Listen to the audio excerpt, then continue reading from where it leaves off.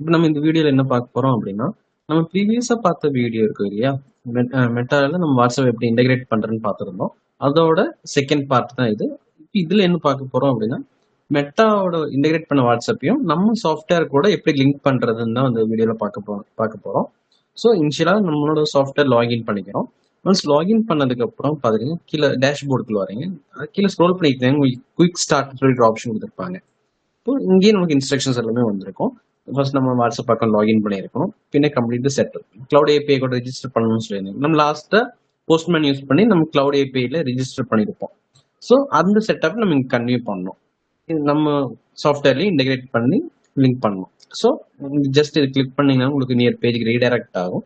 இங்க வந்துட்டு நான் லிங்க் பண்ணால கான்ஃபிகர்டுன்னு காணிக்குது. ஸோ நீங்க இப்போ புதுசா பண்றீங்க அப்படின்னா உங்களுக்கு டைரக்டா கான்ஃபிகர் பார்த்து தான் வரும். இல்லை இங்க கிளிக் டு எக்ஸ்பேண்ட் இருக்கீங்க, கிளிக் பண்ணும்போது உங்களுக்கு இந்த மாதிரி ஆப்ஷன்ஸ் வரும். இங்க இந்த மாதிரி ஆப்ஷன் வந்து இங்க இந்த 2 பார்ட் தான் உங்களுக்கு பை டிஃபால்ட்டாவே உங்களுக்கு தெரியும் ஆட் பண்ண சொல்லி. இங்க app ID and app secret ID வந்துட்டு நம்ம இங்க ரெண்டுமே போடணும். ஸோ அது எங்க இருக்கும் அப்படின்னா, நம்ம ஆல்ரெடி ஆப் கிரியேட் பண்ணியிருக்கோம் இல்லையா? இந்த மாதிரி ஆப் கிரியேட் பண்ணி இந்த ஆப் உள்ள ஓப்பன் பண்ணிட்டீங்க அப்படின்னா இந்த மாதிரி ஆப்ஷன்ஸ் வரும். இங்க ஆப் செட்டிங்ஸ்ல பேசிக்னு சொல்லிட்டு இருக்கீங்க, இந்த பார்ட்டுக்குள்ள நம்ம ஓப்பன் பண்ணிக்கணும். இங்க டாப்ல பாத்தீங்கன்னா ஆப் ஐடியும் இருக்கும், ஆப் சீக்ரெட்டும் இருக்கும். இங்க நம்ம ஷோ கொடுத்தோம் அப்படின்னா என்ன வரணும், நம்ம ஃபேஸ்புக்கோட பாஸ்வேர்டு இருக்கும் இல்லையா, பாஸ்வேர்டு என்டர் பண்ணா மட்டும்தான் நமக்கு இந்த சீக்ரெட் ஐடி ஷோ ஆகும்.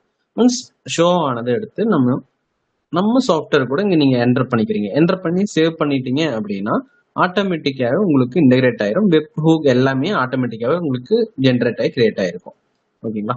செகண்ட் பார்ட் என்னன்னா, நம்மளோட வாட்ஸ்அப் இன்டகிரேஷன் செட்டப்ஸும் நம்ம இது கூட லிங்க் பண்ணணும். அதுக்கு நம்ம என்ன பண்ணணும் அப்படின்னா, அதுக்கான கொஞ்சம் டோக்கன்ஸ் எல்லாமே நம்ம ஜென்ரேட் பண்ணி எடுக்கணும். ஆல்ரெடி நம்ம டோக்கன் ஜென்ரேட் பண்ணியிருப்போம். இங்க பாத்தீங்கன்னா ஆக்சிஸ் டோக்கன் சொல்லிட்டு நம்ம ஆல்ரெடி சொல்லியிருந்தோம் இல்லையா, நம்ம எதுக்காக அப்படின்னா நம்ம கிளவுட் ஏபிஐ ரிஜிஸ்டர் பண்ணும்போது நம்மளுக்கு டோக்கன் ஜென்ரேட் பண்ணியிருப்போம். எங்க போய் பண்ணியிருப்போம் அப்படின்னா,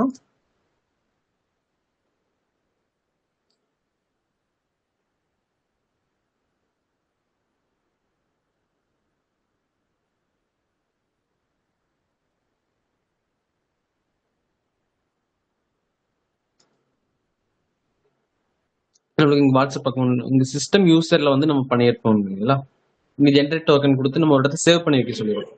ஸோ அந்த பார்ட் எடுத்துட்டு ஜஸ்ட் நீங்க இங்க அப்ளை பண்ணா மட்டும் போதும்.